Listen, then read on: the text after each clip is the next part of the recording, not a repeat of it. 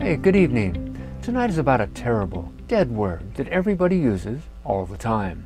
Even more, it's about a better word that's energy-filled and life-lifting. This is Daniel Speraw, tossing you short, upbeat, and unusual videos. Unusual as in not the usual information. So let's dive in, backward, to once upon a time and the word should. So small and innocent, right? But just look at last Saturday morning. This was the time I should do some in-house stuff, but the sun was shining, the air was warm, and I wanted to go outside. If I'd stayed in to work, I would have felt irritable, even angry, so I went out, which immediately turned my should into a should have, and I was left with that underlying feeling of unease, guilt. You think I'm overreacting, dramatizing? Then consider exercising. Lately, my program's begun feeling somewhat difficult and a bit boring. But because it's good for me, I should stay with it. I've been through this before, and I know that this feeling of difficult boring will continue to grow, and that I'll be increasingly irritable until I finally reach the point of quitting.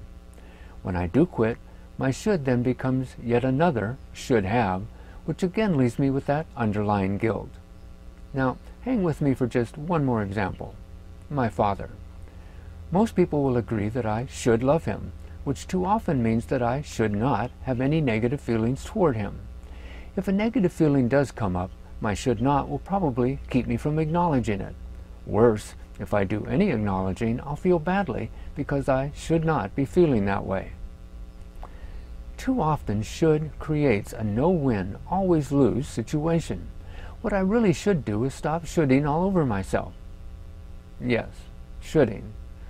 Because without should in my exercise program, I could admit that the exercises are hard and boring, and instead of pushing myself to climb stairs that have no end, ride a bike that goes nowhere, or run a road to the same place, I could look for an activity that is, are you ready for it, fun.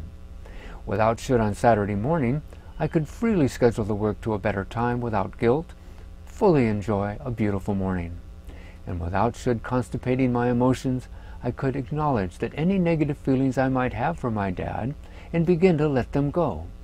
I would then be less defensive with him, be more accepting of him, and be able to share more of myself with him. All right, back to the present. I should, but don't want to, and probably didn't. You shouldn't, but want to, and maybe did. Did you? That word has dominated most of my life. This is what I wish I'd known decades ago. A should always feels like an index finger slowly shaking in my direction, telling me I'd better, and every one of its variations, should, shouldn't have, should have, all have varying shades of guilt attached. The word is also lifeless. It has no energy and is often accompanied with a do I have to sigh. Mainly, I wish I'd known to take a good look at my shoulds and throw out the ones that are uninteresting, unneeded, or burdening. Also, that the word choice is life-lifting. The words I want to are energizing. They can propel us, enliven our lives, and even stir those around us. Sounds good, right? But what about religious directives? Well, even moral and religious commands can be empowering choices rather than shoulds.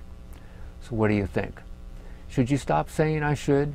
Should you instead say I want to? Well, I think you should, but, only if you want to. All right? If you found this video supportive, if you feel inspired to embrace more personal choice, will you do me a favor and support this channel? Subscribe, and then click the share button to tell a friend or two that here is not the usual information. And thanks. Your next video is about a heart-cutting word, selfish. Now, your primary responsibility is, of course, to take care of you, but how to do that while still caring about others? There is a way, and you can see it the moment the curtain goes up this Tuesday evening at 8 Pacific Time. This is Daniel Speraw. I'll leave you now with some good quotes, a cute picture, and thanks for spending this time with me.